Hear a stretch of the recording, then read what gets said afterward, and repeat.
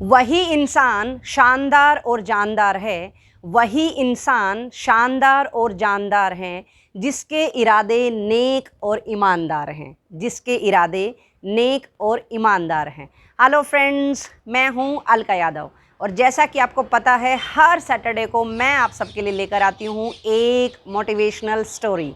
जी हाँ, इस बार भी लाई हूँ एक और कहानी और आज की कहानी का नाम है अपना काम ईमानदारी से करें। एक बार की बात है, एक राजा ने अपने 3 मंत्रियों को एक साथ बुलाया और तीनों को कहा कि अपने बगीचे में जाओ और जो सबसे पहले और सबसे ज़्यादा फल लेकर आएगा उसको मैं 100 सोने के सिक्के इनाम में दूंगा। सिर्फ इतना सुनते ही तीनों मंत्री झट से वहाँ से दौड़ लगाकर चले गए और बगीचे में जैसे ही वहाँ पर पहुँचे, पहले मंत्री ने बहुत ही सुंदर सुंदर स्वादिष्ट बढ़िया बढ़िया फल अपने थैले में डालने शुरू कर दिए। वहीं दूसरी तरफ दूसरे मंत्री ने आधे अच्छे फल और आधे बुरे फल मिक्स करके वो उसके अंदर डालता गया। और तीसरा मंत्री, उसने सोचा कि महाराज थैला देखेंगे कहाँ, वो तो दूर से ही देखेंगे कितना भरा हुआ है। तो उसने क्या किया कि कुछ फल और कुछ पत्थर उसमें मिला लिए और झट से तीनों वहाँ से भागे। और जैसे ही तीनों महल में पहुँचे, महाराज ने सबसे पहले तीनों को शाबाशी देते हुए कहा कि अरे आप लोगों ने तो कमाल कर दिया, इतनी जल्दी और तीनों बढ़िया मीठे मीठे स्वादिष्ट फल लेकर आ गए हो। लेकिन फिर महाराज ने कहा कि अब तीनों इन्हीं फलों को लेकर एक एक जेल के अंदर चले जाओ और वहाँ आप सबको पीने के लिए सिर्फ पानी दिया जाएगा और आप लोगों को इन्हीं फलों के सहारे ही ज़िंदा रहना है। और जो सबसे बाद में जेल से निकलेगा उसको मिलेंगे 100 सोने के सिक्के।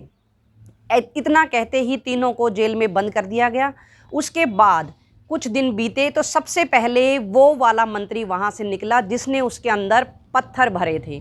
फल थे वो तो खा लिए, पत्थर तो वो खा नहीं सकता था, इसलिए वो सबसे पहले जेल से बाहर निकला।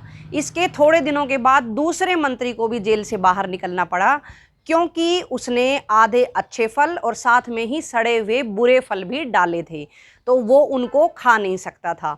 इस तरह से सबसे आखिर में तीसरा मंत्री बाहर निकला जिसने बड़े ही आराम से ईमानदारी के साथ अच्छे अच्छे फलों का चुनाव किया था। वो उस जेल से सबसे आखिर में आया और वही उस प्रतियोगिता का विजेता घोषित हुआ। और इस तरह से राजा ने उसको 100 सोने के सिक्के इनाम में दिए।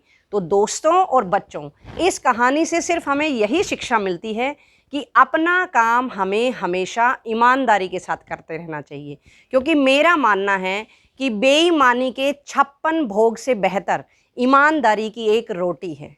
तो आप इसी आशा के साथ बने रहिए मेरे साथ, खुश रहिए, सुरक्षित रहिए और आपको हर शनिवार की तरह अगले शनिवार फिर से मिलूंगी एक और नई कहानी के साथ। तब तक के लिए नमस्कार।